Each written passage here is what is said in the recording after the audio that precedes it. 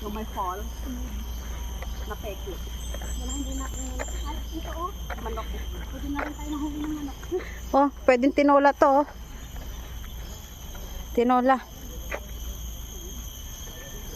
Native.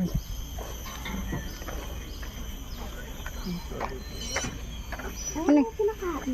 Tinignan ko pa talaga sa nilad ko pa. Kung anong meron. Rainforest. Pareho kami ng bag ng babae. Mga ibon dito na ano. Wala bang ano dito? Ano? Sa ano? Sa ang alam kong maraming unggoy. Uy, gusto ko puntahan ng Bukit Timah, yung railway. Ay, oo nga. Next time. Magbitbit ng pagkain kasi. Oo. Hindi pwede tayong magdala ng pagkain doon. Baka tayo ay awayin ng unggoy. Ang gawin natin pag pumunta tayo, magdala tayo ng tubig. Tapos yung sila sa tubig, pagbasihan mo sila ng tubig. Yun ang sabi sa ano yan. Kasi yung dati namin kondo ng amo ko, pupunta talaga sila doon. Kasi tapasok sila ng bahay kung nakabukas ang bintana o pinto. Kukunin ko ano yung mga pagkain na nakikita. Mayroon pa naliligo sa swimming pool. Hala, oo. Ay, ayaw ni ano doon, tatay ni Tito. Kasi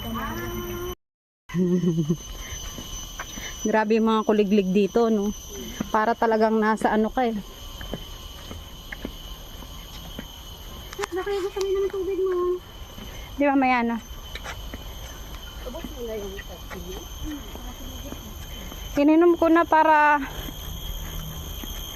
Sa pinapawisan ng ano, kakulang na yun ng mga ganyan.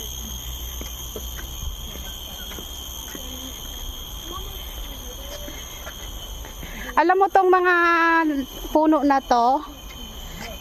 Matatandang puno kasi yan eh. Isa kami mga ganyan sila. Mga tanda yan.